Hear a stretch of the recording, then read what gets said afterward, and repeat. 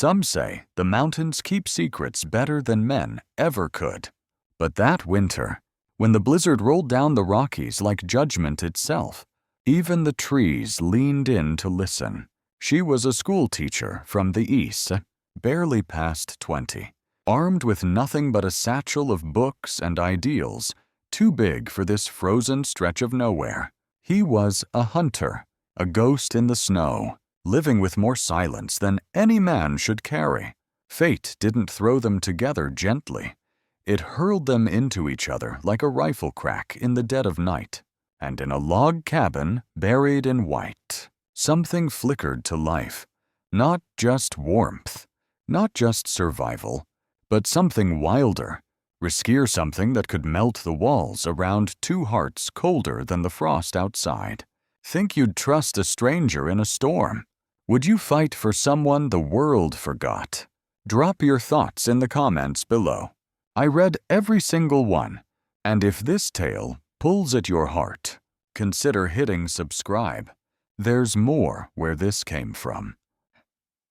The wind that swept down from the northern peaks into the small Montana valley town of Redemption carried more than just the first bite of winter.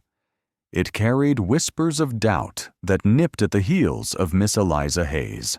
She'd arrived from Boston not a month past, her trunk still smelling faintly of sea air and city dust, her heart alight with the fervent conviction that education could blossom anywhere, even in soil as hard and unforgiving as this. Redemption, however, wasn't so easily convinced. They were a people carved from the landscape itself, resilient, wary, and deeply skeptical of outsiders, especially one as young and refined as Eliza, with her neatly pinned hair, her soft wool dresses, and her talk of poetry and higher mathematics. The women eyed her from behind shuttered expressions at the general store, their own hands calloused from work Eliza could scarcely imagine. The men, when they acknowledged her at all, did so with a gruff nod, their gazes lingering on her sensible but clearly inadequate city boots. As the days grew shorter and the threat of the first heavy snow loomed like a silent promise, winter sorts out the sturdy from the sentimental.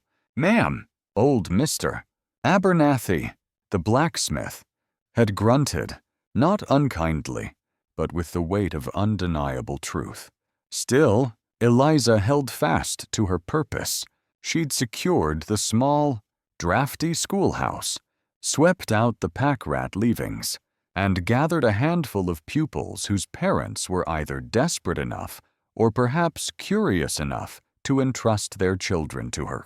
It was for one of these, young Thomas Ashton, that she found herself riding out on a raw November afternoon.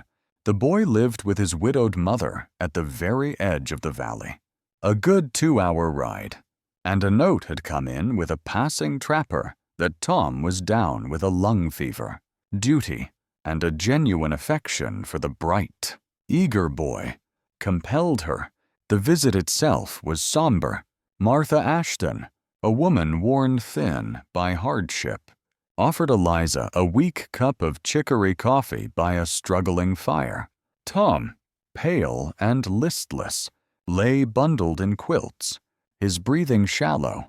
Eliza read to him from a book of adventure stories she'd brought, her voice a soft counterpoint to the wind moaning around the cabin's ill-fitting door. She promised to return, offered what little comfort she could, and by mid-afternoon, with the sky a bruised, ominous purple, she started back towards Redemption. She hadn't reckoned on the fury of a Montana blizzard. It descended with terrifying speed, not a gentle snowfall, but a blinding, howling onslaught of white. The trail, faint to begin with, disappeared. Her horse, a placid mare named Bess, grew skittish, then panicked, eventually throwing Eliza into a deep drift before bolting into the white chaos.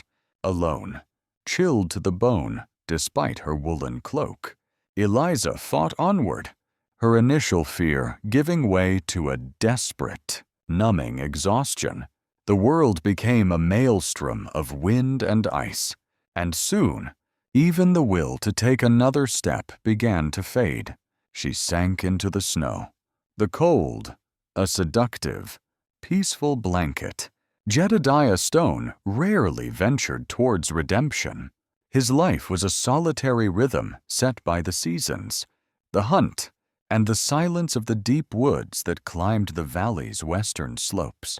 He was checking his trap lines, the snow already crusted on his weathered beaver skin hat, when he saw them, faint, almost obliterated prints, too small and ill-defined for a man, leading nowhere sensible. He frowned, his keen eyes, the color of winter twilight, scanning the surrounding trees. He knew these woods, every game trail, every hidden hollow. These tracks spoke of desperation, of someone lost and likely succumbing. He followed them, his own stride long and ground-eating. For nearly a mile, the blizzard was at its height now, visibility near zero. Then, a smudge of darker color against the white at the base of a massive pine, sheltered somewhat from the wind's direct assault. He approached cautiously. It was a woman, curled in on herself, a drift already forming against her back. Her cloak, a pathetically thin barrier against such elemental fury, was dusted with snow. Her face, when he brushed the ice crystals away, was a stark, bluish white. He felt for a pulse at her neck, faint, thready, but there, without hesitation, Jed gathered her into his arms. She was lighter than he expected, fragile as a winter bird. He turned and began the arduous trek back to his cabin, a small, solid structure of chinked logs nestled deep in a protected copse. The wind at his back now, pushing him onward. Inside the cabin, the sudden warmth from the stone hearth, where embers still glowed, was a welcome shock. He laid Eliza gently on his own narrow cot, piled high with furs. His movements were economical, efficient. He stripped off her frozen gloves and boots, chafing her hands and feet with a roughness born of urgency, not unkindness. He stoked the fire, adding dry pine until it roared to life, then filled a blackened kettle with snowmelt and hung it over the flames. He worked in silence, a man long accustomed to his own company, his breath misting in the cooler corners of the single room.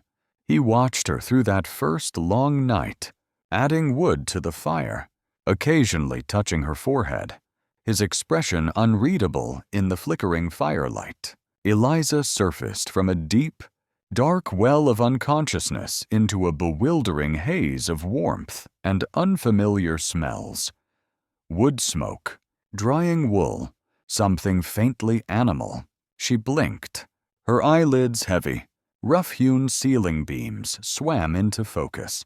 Panic, cold and sharp, lanced through her as memory returned. The storm, the fall, the crushing cold. She tried to sit up, a small cry escaping her lips. A figure materialized from the shadows near the hearth. A man, tall, broad-shouldered, his face angular and weathered, framed by dark, unkempt hair and a short, grizzled beard. His eyes, when they met hers, were startlingly direct, like polished river stones.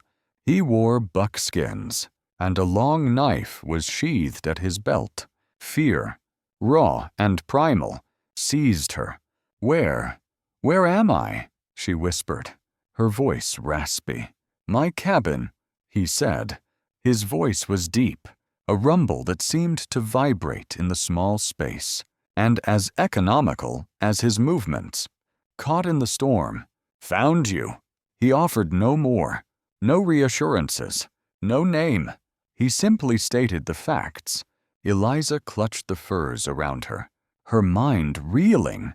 This was a wild place, and this man, he looked as wild as the mountains themselves, seeing her fear, or perhaps simply following his own ingrained code. Jed Stone turned away. He gestured towards the hearth. "Water's hot. Firewood's there." He pointed to a neat stack beside the cot. Then, without another word, he pulled on his heavy coat and hat, took down a long rifle from pegs on the wall, and went out, closing the door quietly behind him, leaving her alone in the sudden, immense silence. For a long while, Eliza lay there, trembling. The man was gone, but his presence lingered.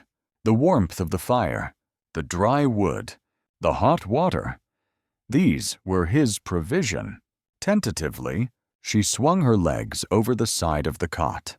Her own clothes, damp but not frozen, were draped over a stool near the fire. She dressed slowly, her limbs stiff and aching, her head throbbing. She found a tin cup and poured some of the steaming water. It scalded her tongue, but the warmth spread through her, chasing some of the deep chill. She explored the small cabin. It was Spartan but meticulously clean. A rough-hewn table and 2 stools, shelves holding a few tin plates, a cast-iron pot, some traps, and a small, well-worn Bible. There was no mirror. The solitude, after the initial fear, was a strange comfort. The storm still raged outside, a continuous, mournful howl. But inside, the fire crackled, a small bastion of warmth and light. Days, she realized, might pass before anyone could find her. Before he returned, her gaze fell upon her small satchel, which the man had placed carefully at the foot of the cot. Inside, amongst her few belongings, was her writing tablet and a pencil. She thought of her mother, so far away in Boston. Who would be worrying? She began to write, the words tumbling out, a torrent of fear, confusion, and a dawning, grudging gratitude for the harsh sanctuary she'd found. "Dearest Mother," she wrote, the pencil scratching softly in the quiet room. "If this letter ever reaches you, it will be by some miracle. I am safe, I suppose, trapped by a terrible storm in the cabin of the man who found me. He is a creature of the wilderness, Mother, rough, silent as the stones of these mountains. He frightens me, yet he saved me. I do not know his name. He left me with fire and water, then vanished back into the storm like a ghost. The letter would never be sent. She knew. There was no way to send it, but the act of writing was an anchor. It became a journal, a place to pour out the emotions that churned within her. A silent conversation in a world that had suddenly shrunk to the 4 walls of this cabin. When Jed returned hours later, silent as his arrival, he found her asleep, the journal clutched in her hand. He added wood to the fire, his gaze lingering for a moment on her face, smoothed now by sleep, the bluish tinge gone, replaced by a faint flush. He noticed a few pieces of charcoal from the hearth scattered on the rough wooden floor beside the cot, and what looked like scrawled letters on a relatively clean plank of spare firewood. Eliza, waking later to find him gone again, saw the firewood plank. She'd been trying to remember a verse of poetry, something about winter's solace, and had idly traced the letters.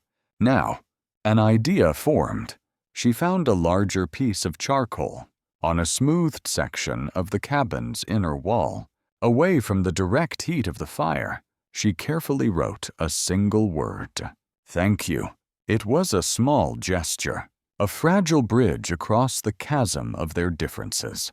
A silent word offered into the heart of the storm. A beginning, perhaps, to a different kind of understanding in winter's unexpected light. The storm showed no sign of abating. Days bled into one another, marked only by the subtle shifts in the gray light filtering through the cabin's single, small window and the rhythmic routine of stoking the fire, melting snow for water, and the silent presence of the man named Jed Stone.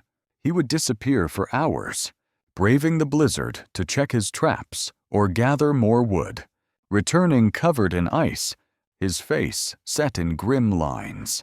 He'd leave fresh rabbit or grouse by the hearth, a silent offering.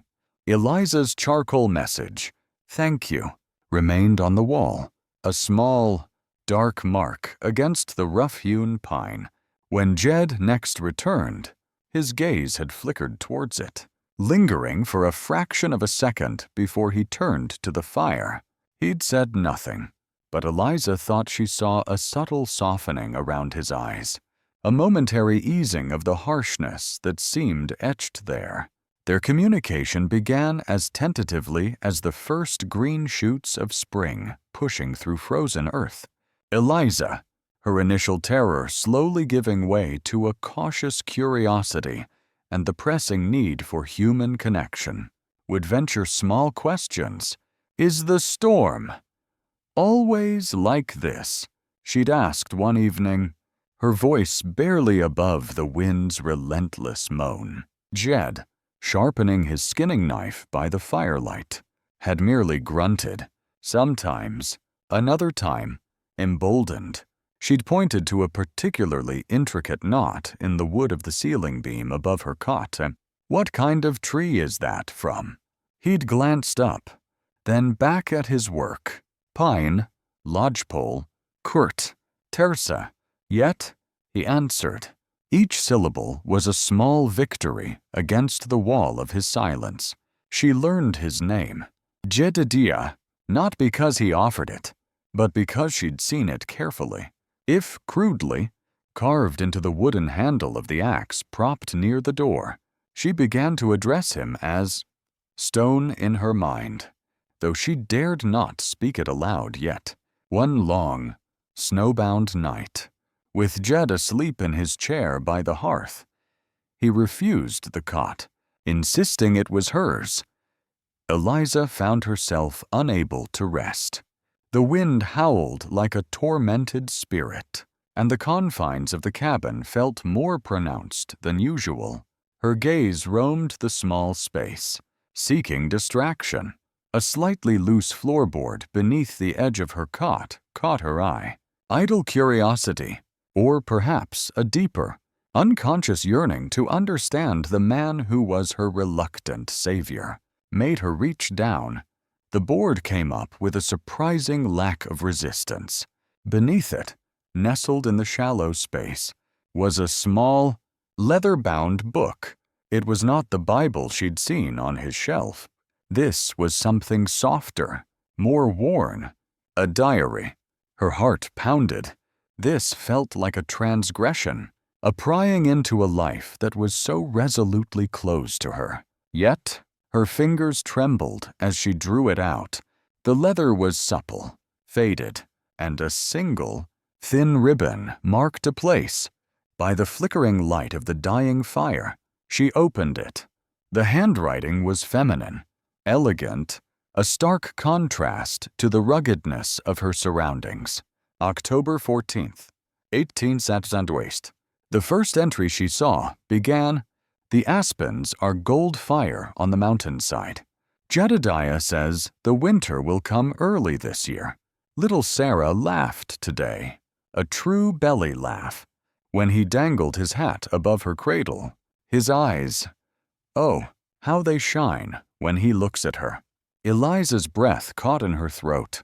Sarah, a daughter, Jedediah Stone, the silent, formidable man of the wilderness, had a child, had a wife who wrote with such gentle love. She read on, drawn into a life she hadn't imagined, a life that had once filled this very cabin with warmth and laughter. The entries spoke of planting a small garden, of mending Jed's hunting shirts, of dreams for their little girl. Then, the tone began to shift. A later entry. The ink slightly blurred as if by a tear. November 29th, 1878. The first snows came heavy this year. Just as Jedediah predicted, he had to go further for the traps. Worried about laying in enough for the winter. Sarah has a cough. I pray it is nothing. Eliza felt a cold dread creep over her. She flipped forward, the ribbon marker falling away. The last entry was stark, the handwriting frantic, almost illegible in places. December 5th, 1878. The storm. It came so fast, like the one now. God, where is he? Sarah. So weak. Fever. I can't. The fire. Jedediah. Please. The words trailed off into a meaningless scrawl. Eliza closed the diary, a profound sorrow washing over her. She carefully replaced it beneath the floorboard, her hands trembling. She looked over at Jed, still asleep in his chair, his face harsh even in repose. Lines of old grief etched around his mouth and eyes. Now, she understood. She understood the hollowness in his gaze when he stared out the window for long stretches, not seeing the snow, but seeing something else entirely. A different storm, a different loss. He hadn't just been absent during that fateful blizzard. He had been absent when his world shattered. A new, deeper empathy bloomed in Eliza's heart, pushing aside the last vestiges of her fear. This man wasn't just a wild recluse. He was a wounded soul, guarding the shards of a broken past. The next day, the storm still raged, but something had shifted within the small cabin. Eliza, armed with this painful understanding, found a new resolve. She took a piece of white chalk she'd found in her satchel, a teacher's habit, always to have chalk, and pointed to the charcoal letters on the wall. Then she pointed to Jed. Your name, she said, her voice soft but clear. Jedediah. He looked at her, his expression unreadable. She carefully wrote his name in chalk beneath her thank you. Then she wrote hers. Eliza. He watched her, his usual stoicism warring with something else. Surprise? Interest. I can teach you, she offered quietly, to write more, if you like, and so began a new rhythm. In the long hours cocooned by the storm, Eliza would carefully trace letters on a smoothed piece of plank, Jed watching intently, his brow furrowed in concentration, his large, calloused hand, so adept with an axe or a rifle, fumbled awkwardly with the chalk at first, but he was a surprisingly determined student. His silence remained, but it was a different kind of silence now. Less a wall, more a space for listening, for learning. In return, in the deep twilight hours, when the fire cast dancing shadows and the wind seemed to whisper secrets through the logs, he began to speak. Not of himself, not of his past. That door remained firmly closed, but he told her stories of the mountains, tales the Ute and the Crow had passed down, legends of trickster coyotes, of spirits that lived in the high peaks, of the great elk that was the heart of the forest. His voice, when he spoke of these things, lost some of its gruffness, taking on a resonant, almost lyrical quality. Eliza would listen, captivated, seeing the wilderness through his eyes, feeling its ancient pulse. One afternoon, the wind seemed to ease slightly, the relentless barrage of snow softening for a brief respite. The cabin had grown stuffy, and their supply of melted snow for water was running low. I'll fetch some fresh snow, Eliza said, already pulling on her still damp boots and the heavy fur Jed had insisted she wear over her cloak when venturing even a step outside. Stay close. was his only reply, his eyes following her to the door. The air outside was bitingly cold, but the relative stillness was a relief. She moved carefully along the side of the cabin to a deep, clean drift, scooping snow into the bucket. The slope fell away sharply just a few feet beyond where she stood, a steep, almost sheer drop into a ravine hidden by the snow's treacherous blanket. As she straightened, her foot slipped on a patch of hidden ice. A small cry escaped her as she flailed, the bucket flying from her grasp, her arms windmilling as she fought for purchase. The edge of the ravine rushed towards her. Suddenly, an iron grip seized her arm, yanking her back with a force that nearly dislocated her shoulder. Jed. He had moved with the silent speed of a mountain cat. He hauled her back against the solid wall of his chest, his breath coming in ragged gasps against her hair. For a long moment, they stood there, locked together, Eliza trembling violently, Jed holding her so tightly she could feel the frantic beat of his heart against her back. Or perhaps it was her own. The silence was absolute, save for their harsh breathing and the distant sigh of the wind. He didn't speak, didn't admonish her. He just held her, his grip unyielding, a silent testament to the terror that had momentarily shattered his formidable control. Slowly, the trembling subsided. Eliza became aware of the strength of his arms, the solid warmth of his body shielding her from the wind, the faint, clean scent of pine and wood smoke that clung to him. It was an intimacy so profound, so unexpected. It stole her breath away. She turned slightly in his embrace, her face buried against the rough buckskin of his coat.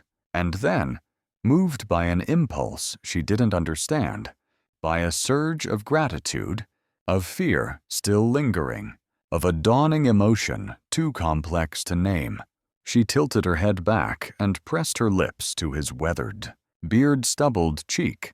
It was a mere breath of a kiss, as light and fleeting as a snowflake, yet it crackled with an unspoken intensity.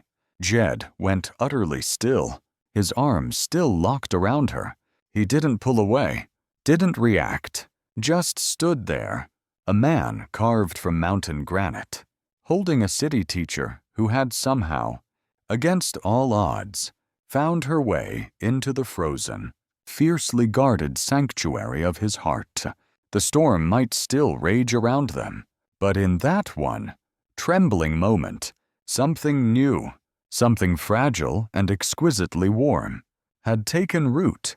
The kiss, if it could be called that, a mere feather-light brush of lips against a weathered cheek, hung in the frigid air between them. An unspoken question, a fragile spark in the vast, snowbound wilderness. Jedediah Stone had remained statue-still for a long moment, his arms still encircling Eliza, before a shudder, almost imperceptible, ran through his powerful frame. He'd then released her, his gaze unreadable as always, and turned abruptly to retrieve the fallen bucket. His movements stiff, not a word was spoken about it, but the air in the small cabin, already thick with unspoken emotions and the oppressive presence of the unending storm, now carried a new, almost painful tenderness. The blizzard, as if angered by their brief moment of human connection, redoubled its fury. It raged for days more, a relentless white beast clawing at the tiny cabin, testing its aged timbers, shaking it to its very foundations. One night, the assault reached a terrifying crescendo, a deafening crack, like the sky splitting open, ripped through the howl of the wind. The back section of the cabin roof, weakened by years of snow and wind, finally surrendered. With a groan of tortured wood, it partially collapsed, sending a cascade of snow, ice, and splintered logs into the small storage lean-to. where Jed kept his cured hides and spare supplies. Terror, sharp and cold, jolted Eliza from a fitful sleep. Jed was already moving, a dark silhouette against the feeble glow of the dying embers in the hearth. He pulled her towards the relative safety of the front of the cabin, away from the gaping, snow-filled hole where the roof had been. "Stay by the fire," he commanded, his voice a low rumble, but with an edge of urgency she hadn't heard before. "It's just the lean-to. Mostly. Main roof is holding." But the wind now had a new entry point, and icy drafts swirled through the cabin, making the single room an icebox. They spent the rest of that night huddled close to the hearth, the fire their only solace. Wrapped in every fur and blanket they possessed, sleep was impossible. The enforced proximity was a strange mixture of comfort and an almost unbearable awareness of each other. The rise and fall of his chest as he breathed, the occasional brush of his arm against hers, the shared vulnerability in the face of the storm's raw power. Morning dawned gray and bleak, the snow still falling, though with less ferocity. Jed, his face grim, surveyed the damage. "Got to patch that hole," he stated, pulling on his heaviest outer garments, "or we'll freeze solid before this storm breaks." "Let me help," Eliza offered, though she knew her assistance would be minimal against the heavy logs and the biting winds. He shook his head. "Too dangerous for you out there. Keep the fire fed. Sort through what supplies weren't buried. Need to know what we've got left." She watched him go, axe in hand, his broad back disappearing into the swirling snow, a solitary figure battling the elements. There was a raw courage about him, a stubborn refusal to yield, that stirred something deep within her, a profound respect that was fast becoming something more. Eliza turned to her task, pulling provisions from the snow-dusted shelves, her fingers numb with cold despite the fire. She was taking stock of their dwindling supply of dried beans when a sound, distinct from the wind's moan, made her freeze. A knocking, faint, hesitant, but undeniably a human sound at the cabin door. Her heart leaped into her throat. Jed, but he was at the back, wrestling with fallen timbers. Who else could possibly be out in this wilderness, in this storm? She approached the door cautiously. Who is it?" she called out, her voice trembling slightly.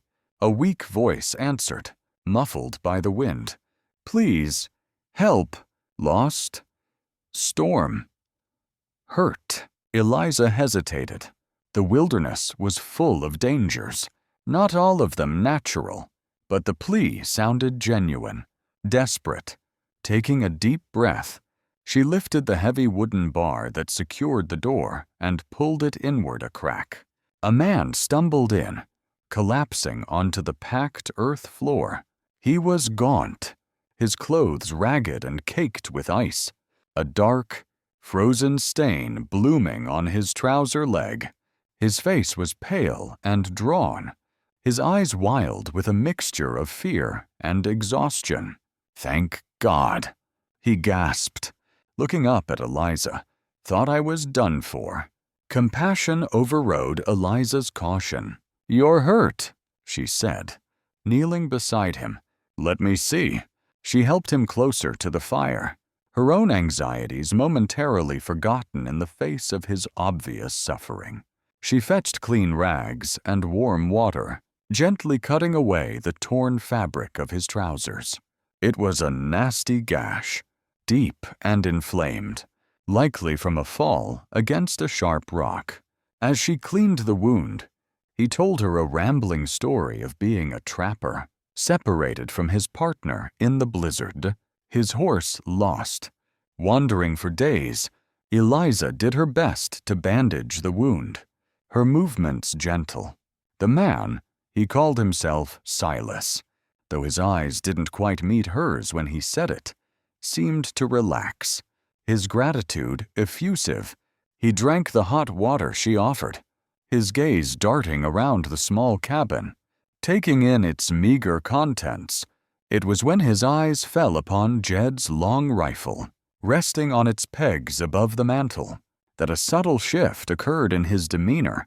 A new light flickered in his eyes, a calculating gleam that sent a shiver of unease down Eliza's spine.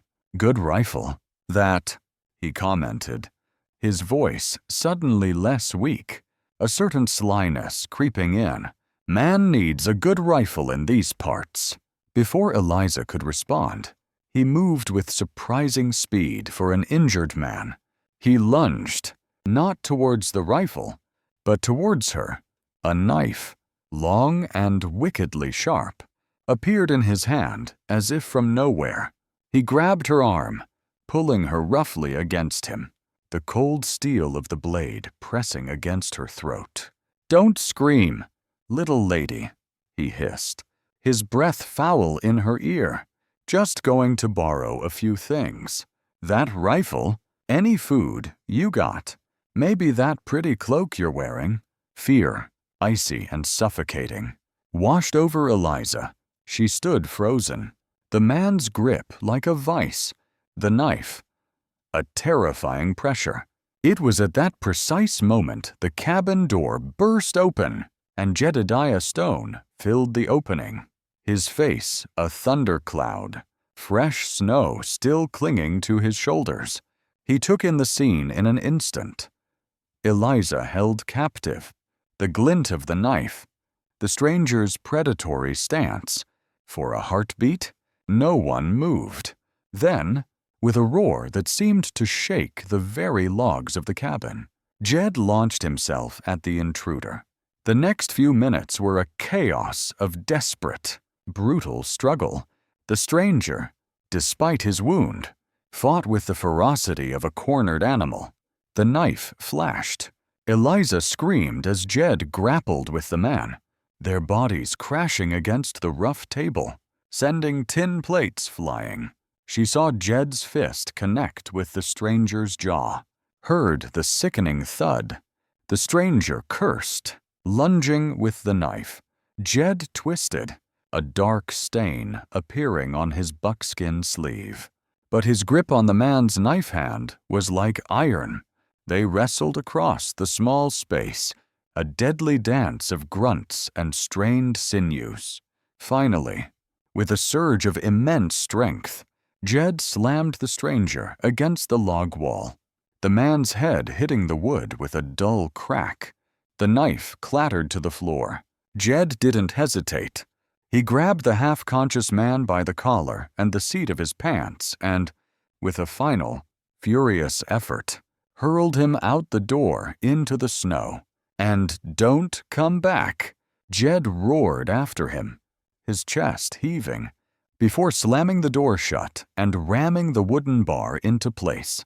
He turned to Eliza, his face pale beneath its weathering, his eyes blazing. "Are you hurt?" he demanded, his voice hoarse. She shook her head, unable to speak, tears streaming down her face as the delayed shock hit her. He rushed to her side, his hand surprisingly gentle as he checked her for injuries, his gaze sweeping over her, fierce and protective. He saw the red mark on her throat where the knife had pressed. A low growl rumbled in his chest. He then looked at his own arm, where blood was now seeping through the buckskin. "It's nothing," he said gruffly. When she cried out, but she insisted on cleaning and bandaging the shallow slice, her hands still trembling.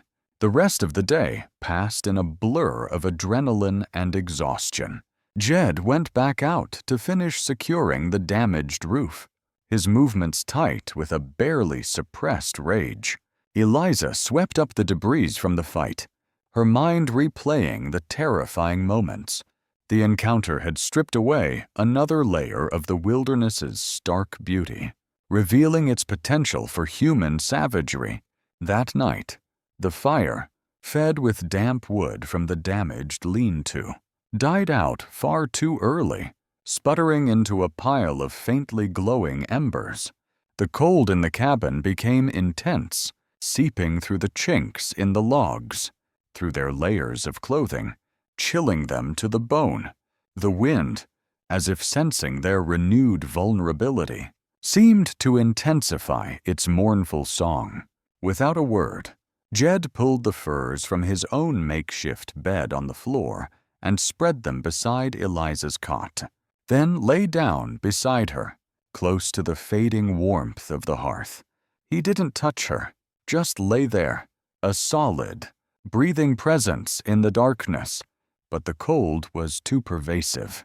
After a long silence, Eliza, shivering uncontrollably, whispered, "Jedediah, I'm so cold." He shifted, then, turning towards her, and hesitantly, awkwardly, he gathered her into his arms, pulling her close against his chest. His body was a furnace of warmth. She buried her face in his shoulder, inhaling the familiar scent of pine, smoke, and him. They lay like that for a long time, two survivors huddled together against the vast, indifferent cold, the only sound their shared breath and the distant howl of the storm. Then, Eliza felt a tremor run through him, a deep, racking shudder, and she heard it, a sound so unexpected, so profoundly wrenching. It pierced her to the core, a choked sob. Jedediah Stone, the man of granite and silence, was crying. Tears, hot and silent, fell onto her hair. She said nothing, just held him tighter, offering the only comfort she could, her own tears mingling with his in the cold. Shared darkness. The walls he had built so high around his heart were finally, irrevocably, crumbling. Later, when his sobs had subsided into ragged breaths, when the only sound was the mournful wind and the quiet thumping of their hearts, Eliza found her voice, a whisper in the dark. "Jedediah," she began, her words soft, hesitant, touching the raw wound she knew he carried. If you could change the past, that day, the other storm, would you have gone hunting?" The silence stretched, filled only by the sigh of the wind. His arms tightened around her almost imperceptibly. He didn't answer. He couldn't, but his hand found hers in the darkness. His fingers, calloused and strong, lacing through hers. A silent, eloquent confession of a pain too deep for words. A regret that would shadow him for all his days. And in that shared silence, in that desperate, clinging warmth, Eliza knew that the storm within his heart was far more terrible than any blizzard the Montana mountains could unleash. What did you think of today's story? If it made your day, drop a good in the comments. If it didn't hit the mark, just type 1. Got your own thoughts? I'd love to hear them below. And hey, don't forget to hit subscribe. It's free, and it really helps the channel grow. Thank you so much for being here. The storm, after its final, violent outburst that had brought the roof crashing down and the desperate stranger to their door, had wept itself into a fragile quiet. The wind still sighed through the tall pines, a mournful, lingering breath. But the snow had stopped. A pale, watery sunlight, the first they'd seen in what felt like an eternity, filtered through the newly patched hole in Jed's cabin roof, illuminating dust motes dancing in the still, frigid air. The world outside was a landscape transformed, sculpted into fantastic drifts and silent, white expanses. They had woken that morning still entwined, the shared grief and fear of the night before having forged a bond deeper than words. Jedediah's tears, A torrent that had seemed to carry years of unshed sorrow had subsided with the coming of the faint dawn, leaving him hollowed out but strangely peaceful. Eliza had held him, her own weariness a heavy blanket, until the gray light filled the small cabin. There was no awkwardness in their waking, only a profound, shared understanding of having weathered a storm that was as much internal as it was external. His hand, which had gripped hers so tightly in the darkness, had relaxed in sleep, but it still lay close, his calloused fingers brushing her own. Jed was outside, rechecking the makeshift roof repair, his movements slow but deliberate. When the sound came, not the familiar noises of the forest, but the jingle of harness, the creak of saddle leather, and the low murmur of men's voices. Eliza, who was attempting to bring some order to the cabin's disarray, her heart still aching with a tender sorrow for the man outside, froze. "Jedediah," she called softly, a new alarm lancing through her. He appeared at the doorframe almost instantly, his eyes, already shadowed with fatigue, now sharp with a wary tension.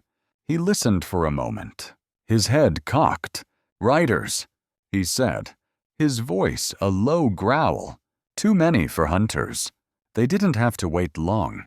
A group of perhaps a dozen men emerged from the snow-laden trees, their horses steaming in the cold air. They were a grim-faced assembly, armed, their expressions set with a mixture of determination and grim suspicion. Leading them was Mr. Alistair Finch, the chairman of the Redemption School Board, a portly, self-important man whose initial skepticism of Eliza had been thinly veiled. Beside him rode the town's burly blacksmith, Mr. Abernathy, his face set like granite, and slightly behind them, a man Eliza didn't recognize, lean and hard-eyed, with a brace of pistols at his belt and a predatory stillness about him that made her shiver. Mr. Finch spurred his horse forward a few paces, his gaze fixing on Jed, who stood unmoving in the cabin doorway, a silent, formidable sentinel. "Stone," Finch called out, his voice carrying an accusatory edge.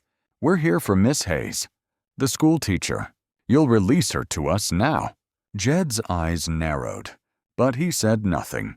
The silence stretched, taut and heavy. "We know about you, Stone," Finch continued, his voice rising. "Heard tales. There was that trouble down in Alder Gulch some years back. Assault. Wasn't it? Man nearly died." He gestured vaguely. "This here is a respectable community. We don't take kindly to our womenfolk being detained." The hard-eyed stranger pushed his horse forward then, his gaze fixed intently on Jed. "Jedediah Stone," he said, his voice flat and cold. "Thought that name sounded familiar.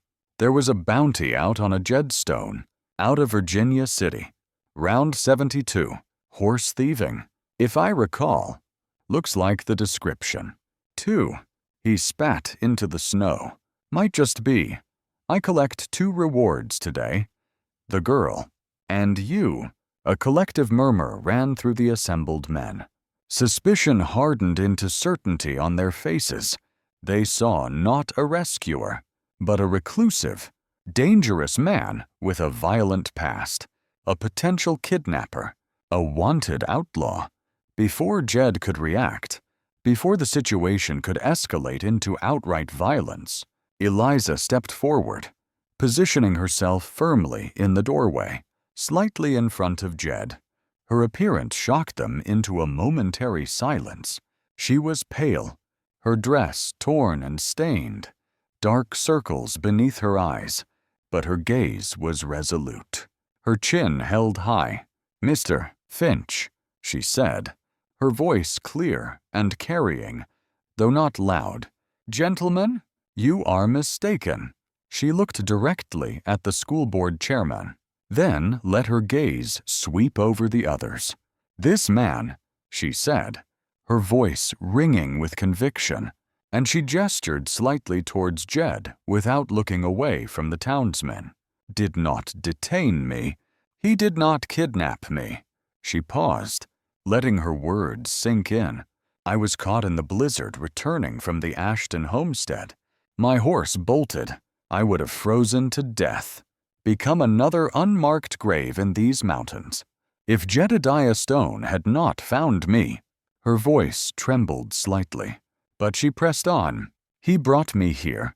He gave me shelter, warmth, what little food he had. He saved my life." "Gentlemen," at considerable risk to his own, she took a deep breath. "The only threat I have faced in this cabin came not from him, but from a stranger, an armed thief who sought to harm us both. A man, Mr. Stone fought off, sustaining injury to protect me."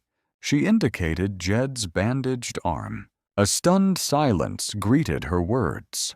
Mr. Finch looked disconcerted, his bluster deflating. Mr. Abernathy's harsh expression softened with a flicker of doubt. The bounty hunter, however, remained unmoved, his eyes still hard on Jed. "That's a fine story, ma'am," the bounty hunter said with a sneer. "But a man with a past like his." It was then that a new sound broke the tense standoff. The high-pitched, excited voices of children, pushing their way through the legs of the horses. Heedless of the stern-faced men, came a small group of Eliza's students. Young Thomas Ashton, looking frail but decidedly recovered, was at their head, his eyes wide.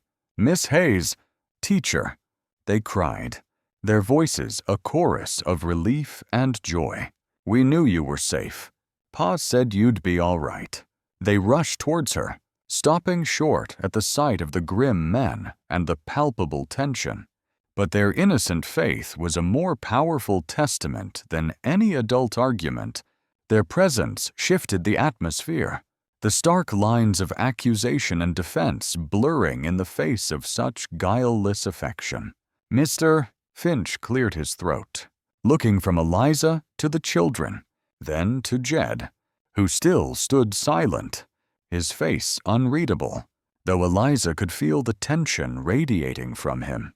The townsmen shifted uneasily in their saddles. No one spoke. The only sounds were the children's excited whispers and the drip of melting snow from the cabin eaves. Eliza turned then, and for the first time since the townsmen arrived, she looked directly at Jed. Her eyes met his, and in their depths, he saw not fear, not pity, but a fierce, unwavering loyalty. She reached out and took his calloused, scarred hand in her own. It was a simple gesture, yet in the context of that place, those people, it was a profound declaration. His fingers, surprisingly, closed around hers, his grip firm, grounding. Holding his hand, she turned back to face the men of redemption. "We are coming out," she announced, her voice calm but unwavering. Together, slowly, hand in hand, they stepped out from the shadows of the cabin into the pale winter sunlight. The townsmen watched them, their expressions a mixture of confusion, grudging respect, and for some, like Mr. Finch, a lingering unease. The bounty hunter's eyes were still narrowed with suspicion, but the immediate threat of violence had passed. "Well, Miss Hayes," Mr. Finch said, trying to regain some semblance of authority, "if you vouch for this man, and seeing as you're unharmed, we'll escort you both back to redemption. There'll be questions, of course, for him," he added, nodding curtly towards Jed. Eliza met his gaze squarely. "Thank you, Mr. Finch. I appreciate your concern and the efforts of these good men." She paused, then continued, her voice taking on a new strength. "Mr. Stone will, I am sure, answer any reasonable questions. However, I will not be returning to Redemption immediately." A murmur of surprise went through the group. "But, Miss Hayes," Finch stammered, "the school, your duties." "My duties are to my students," Eliza said firmly, "some of whom live too far to travel easily, especially with the trails in this condition, and they have missed many lessons." She looked around at the small cabin, at the patched roof, at the wild, snow-covered beauty of the surrounding forest. "For now, I believe I can best serve them here. This cabin," she declared, a faint, almost challenging smile touching her lips as she squeezed Jed's hand, "will be my schoolhouse. Mr. Stone has graciously agreed." Jed looked down at her, a flicker of something akin to stunned amazement in his deep-set eyes. He hadn't, of course, agreed to any such thing. He hadn't even been asked. But as he looked at Eliza, standing so bravely before these men, her small hand holding his as if it were the most natural thing in the world, a slow warmth spread through his chest, a warmth that had nothing to do with the pale sun, and everything to do with the unexpected, indomitable light she had brought into his frozen world. He said nothing, but his grip on her hand tightened, a silent affirmation. The men of Redemption stared, speechless. Eliza Hayes, the prim schoolteacher from Boston, was not at all what they had expected, and Jed Stone, the feared recluse, was perhaps, just perhaps, not the monster they had imagined. The winter, it seemed, still held a few surprises.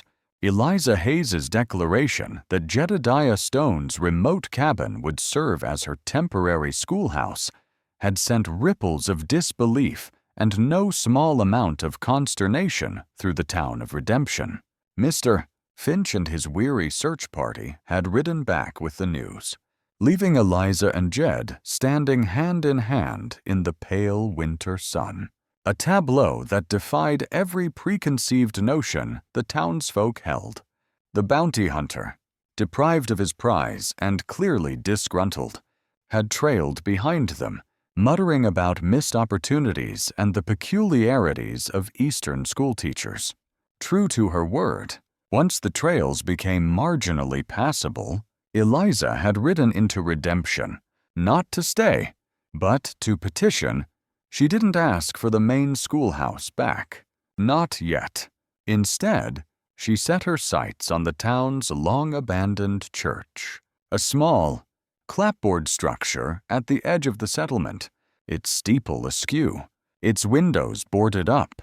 It had a melancholic charm, and more importantly, it was neutral ground, a place where perhaps new beginnings could take root. After much debate, and largely due to the grudging intervention of Mr. Abernathy, who'd seen something in Eliza's steadfast defense of Jed that had touched his own gruff heart, the town council had reluctantly agreed. So, Eliza opened her modest school in the dusty, derelict building. She swept out years of accumulated leaves and neglect, mended what benches she could, and used whitewash, procured with her own meager savings, to brighten the dingy walls. For the first week, no one came, the parents of Redemption, while relieved their teacher was safe, were still wary.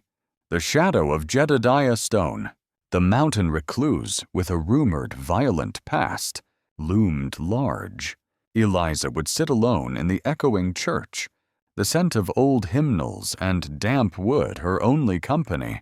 Her resolve tested but unbroken, she prepared lessons, read her own books, and waited, her faith a small, steady flame against the lingering chill of suspicion. Then, one crisp morning, a week into her solitary vigil, she heard the sound of runners on packed snow, Peeking through a crack in a boarded window, she saw Jed Stone guiding his sturdy wooden sled towards the church. Bundled snugly amongst furs on the sled was young Thomas Ashton, his eyes bright with excitement, and beside him, shyly, his younger sister, Mary. Jed didn't stop at the door.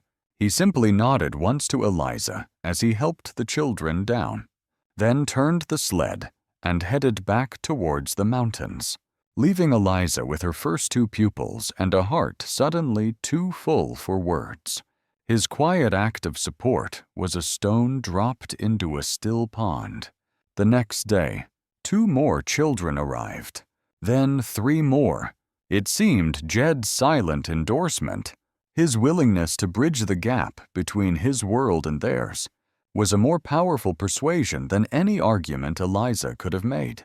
Life settled into a new rhythm. Eliza taught, her small classroom gradually filling with the eager faces of Redemption's children. And Jedediah, when his trapping and hunting allowed, would often appear at the edge of the woods near the church, sometimes with a brace of rabbits for a struggling family, sometimes just to watch from a distance. A silent guardian, he began, haltingly, to learn to read. In the quiet evenings at the cabin, which Eliza now returned to on weekends, or sometimes, when the weather was too harsh for travel, for days at a time, she would guide his calloused finger across the pages of a primer she'd brought from Boston. His progress was slow, laborious. The man who could read the slightest sign in the forest, the faintest track in the snow, struggled with the strange, arbitrary shapes of letters. But he persevered, his brow furrowed in concentration, his low rumble of frustration when he stumbled over a word slowly giving way to a quiet satisfaction when a sentence finally yielded its meaning. Eliza found a deep, abiding joy in these quiet lessons, in the trust he placed in her, in the slow unlocking of the world of words for this man of profound silences. One raw March day, as winter fought its last, bitter battle against the coming spring, Eliza fell ill. It started with a chill, then a raging fever that left her weak and disoriented. Jed found her in the church, shivering uncontrollably despite the banked fire in the old potbelly stove. He carried her back to the cabin on the sled, his face a mask of grim concern. For 3 days and nights, he nursed her with a fierce, tender devotion. He brewed willow bark tea for the fever, made thin, nourishing broth from a carefully hoarded chicken, and kept cool, damp cloths on her burning forehead. He rarely slept, his large frame a constant presence beside her cot, his hand often resting on hers, a silent anchor in the storm of her illness. He spoke little, but his eyes, when she was lucid enough to meet them, were filled with an aching vulnerability she had never seen there before. When the fever finally broke, leaving her weak but clear-headed, she woke to find him slumped in his chair, his head bowed in exhaustion, but his hand still loosely holding hers. The first pale light of dawn was stealing into the cabin. He stirred as she moved, his eyes instantly alert, then softening as he saw her looking at him. "Jedediah," she whispered, her voice raspy. He brought her a cup of cool water, his touch gentle as he helped her sit up. "You were so sick," he said, his own voice rough with fatigue and emotion. He looked away, towards the small, frost-rimed window, his gaze distant. I lost my Sarah and little Lily. In the snow. Like this, fever took 'em, and the storm. I wasn't here." His voice was barely a breath, laden with an agony that time had not diminished. He turned back to her, his eyes raw with remembered pain, and a new, desperate fear I reckon I couldn't bear to lose another one that way. Eliza. It was the closest he had ever come to speaking of his wife and child. The closest he had ever come to admitting the depth of his feelings for her. Eliza's heart ached for his past sorrow and swelled with a love so profound it left her breathless. She reached out, her hand weak but steady, and covered his. "You didn't lose me, Jedediah," she said softly. "You saved me. Again." Spring, when it finally arrived, came to the high Montana Valley with a joyous rush. The snows receded, the rivers swelled, and the meadows exploded into a riot of wildflowers. With the changing season, Eliza decided to hold a small May festival for her students, a celebration of warmth and new life.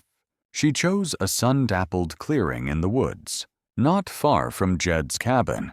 The families of redemption, their initial wariness of Jedediah largely replaced by a grudging respect and a genuine gratitude for Eliza's dedication, came.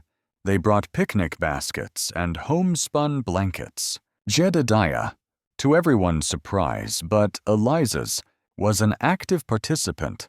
He helped the older boys construct a sturdy lean-to from fallen branches, showed them how to build a smokeless fire, and as dusk began to settle, he sat by the crackling flames and held the children spellbound with the old mountain tales Eliza had come to love, his deep voice weaving magic in the twilight. Eliza watched him, her heart full. She saw the children clustered around him, their faces alight with wonder. She saw the tentative smiles of the parents. She saw Jedediah, no longer a shadow in the forest, but a part of this small, burgeoning community. His past hurt still there, perhaps, but no longer defining him. Later, back in the quiet solitude of the cabin, Eliza found her charcoals and a smooth piece of prepared hide Jed had once given her. She began to draw, then to paint, using berry juices and crushed minerals for color, just as Jed had shown her the native people did. The image that emerged was of a snow-covered cabin, a warm, bright fire glowing from its window against a dark, stormy night, and in the foreground, sheltered by the cabin's light, stood a man and a woman, their arms around each other, surrounded by the indistinct, joyful shapes of children. It was a picture of hardship, of sanctuary, of love found in the most unexpected of places. A few weeks later, when a circuit preacher passed through Redemption on his way east, Eliza entrusted him with a carefully wrapped parcel. It was the painting, addressed to her mother in Boston. Tucked inside, with the painting, was a single sheet of paper. Beneath a brief account of her safety and her newfound contentment, she had written only 7 words. A simple, profound declaration. "This is where my life began." She didn't need to say more. Her mother would understand. Out here, in the wild heart of Montana, amidst the snows and the silence, beside a man who had taught her the language of the wilderness and the resilience of the human spirit, Eliza Hayes had finally, truly, come home. The light she had sought to bring to others had, in turn, illuminated her own path, leading her not back to the world she had known, but forward, into a future she would build, hand in hand, with the quiet man of the mountains. Adjerowad, what did you feel reading their story? Did it hit somewhere quiet inside you too? Every tale I share here carries a piece of something real loss. Love, redemption, or the raw ache of silence. Drop your thoughts down in the comments, whether it's a single word or a full letter. I'd be honored to hear it. And if you want more stories like this, filled with wind, grit, and heart, hit that subscribe button and ride with me down the next trail.